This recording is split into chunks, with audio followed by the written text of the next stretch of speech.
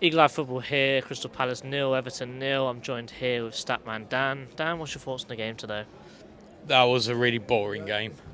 I'm not going to lie, it was so boring that it actually made me more tired watching that game. I think besides Calvert-Lewin's chance, they didn't really have anything. Apart from a couple of positions we got in a threatening position, again, nothing really happened. It was just a bit of a drab game. I don't think we got out of first gear, if I'm to be honest. I think Everton kind of came happy getting a point because they've got Onana and Decore who weren't available today. So for them to get 3 points would have been a really big ask without those players today. And also I think the players do think that we're safe, which to be fair, we probably are. Yeah. And I felt like they were kind of in their flip-flops a little bit today. Yeah. Well, to be fair, I think, was it 37 points now? Last 10 seasons, 36 points keeps you up.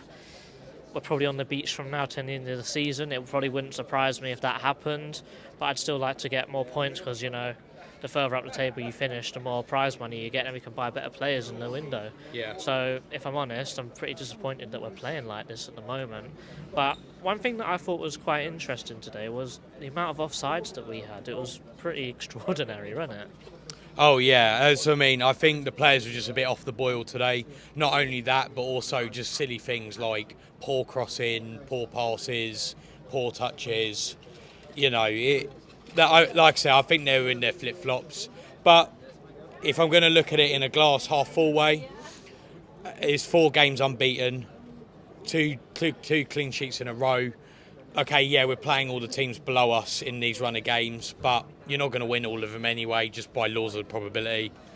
So I would like to see us try and catch Chelsea and potentially Fulham or Brentford perhaps to try and see us climb. But equally, we're probably going to end up 12th anyway.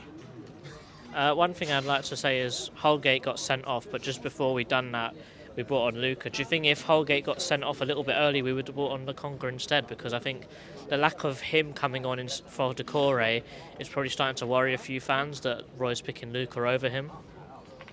I think I could see why he brought Decore off, because obviously we got to play on Tuesday and then we got to play again early kick-off on the Saturday. So I think he's probably just trying to keep him a bit fresh. To be honest, he still had extra subs to make. So if he felt like Lukonga should have come on, I personally probably would have brought Lukonga on, perhaps just to give it a bit of a fresh. I don't think Eze was 100% on it today. He did do some bits that were pretty good, but I don't think he was on it as he has been.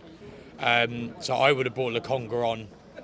Obviously, Roy still had the sub, but he chose not to make him. Definitely, yeah. Last 2 questions for you. Who's your man of the match? Man of the match. You know what? I tell you what. Actually, I'm gonna go a bit left field. I'm gonna give it to Johnson because he did make a good save against Iwobi, and at no point did I feel uncomfortable with Johnson on the ball. I thought he didn't do anything wrong, and it's more really a shout out to say, like, since he's come in, I think he's been excellent, and I think he makes everyone feel at ease as well. Not saying that Guaita doesn't do that, but I think Johnson's really good with his feet, and I've got no thoughts in my head thinking, oh, he's not going to save that, or he's not going to come and collect that cross and so on. It just makes me feel comfortable. 100%. And final question to you today, Dan. Is the ref a Scouser? Absolutely. Up the Palace. He goes. Palace.